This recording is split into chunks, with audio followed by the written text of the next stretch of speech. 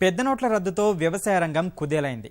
యాసంగి పెట్టుబడులు లేక రైతన్నలు సాగుకు దూరమవుతున్నారు. మరోవైపు ఖరీఫ్ ఉత్పత్తులను విక్రయించిన సొమ్ము చేతికందని పరిస్థితి. సరుకు అమ్మకాల ద్వారా వచ్చిన చెక్కులను ఉపసంహరించుకునేందుకు రైతులు పడరాని పాట్లు పడుతున్నారు.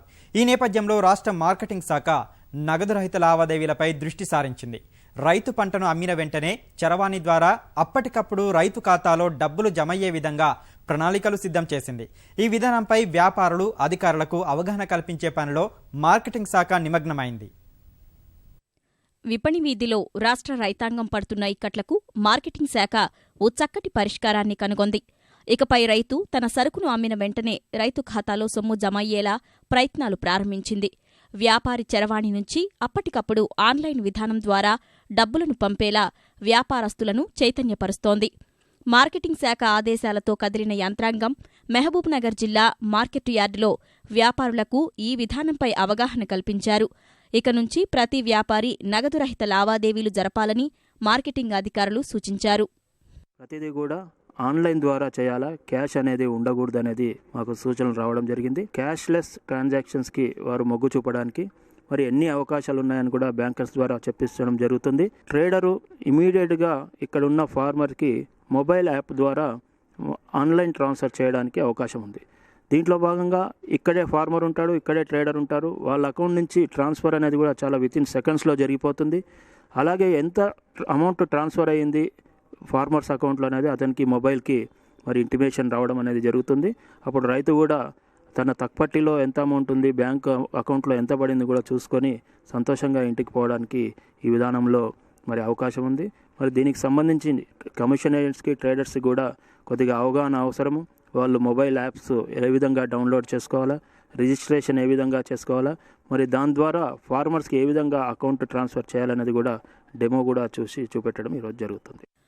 నోట్ల రద్దు వ్యవహారం ఎన్ని ఇబ్బందులకు గురిచేస్తుందో మనం ప్రత్యక్షంగా చూస్తూనే ఉన్నాం. కనీస ఖర్చులు తీర్చుకోలేక అన్నదాతలు బావురుమంటున్నారు. పాత నోటు చెల్లక, కొత్త నోటు దొరక్క సతమతమవుతున్నారు. ఆన్లైన్పై అవగాహన వస్తే ఇబ్బందులు ఉండవని బ్యాంకు అధికారులు చెబుతున్నారు. చెక్ లావాదేవీల కంటే చరవాణి నుంచి సేవలను వేగంగా పొందవచ్చునని వారు చెబుతున్నారు. చెక్స్ కంటే ఇంకా ఫాస్ట్ మెథడ్స్ కూడా ఉన్నాయనేసి మొబైల్ బ్యాంకింగ్ అంటే కూడా దాంట్లో 2 విధాలు ఉంటాయి.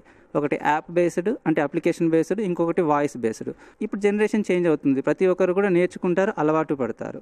ఈ క్యాష్లెస్ ట్రాన్సాక్షన్స్ అనేది డెఫినెట్గా మహా అయితేనంటే ఇంకా ఒక 3-4 మంత్స్ లేదంటే 1 year వరకు అందరూ అప్గ్రేడ్ అయిపోతారు, అందరికి కూడా అర్థమైపోతుంది. ఇప్పుడు ట్రేడర్స్ కూడాను వాళ్ళకు అకౌంట్లో ఉన్నంత వరకే కాకుండా ఎక్స్ట్రా కావాలి అంటే ఓడీ ఫెసిలిటీ ఎలా ఉంటుంది అవల్ల ఎక్స్ప్లెయిన్ చేయడం జరిగింది.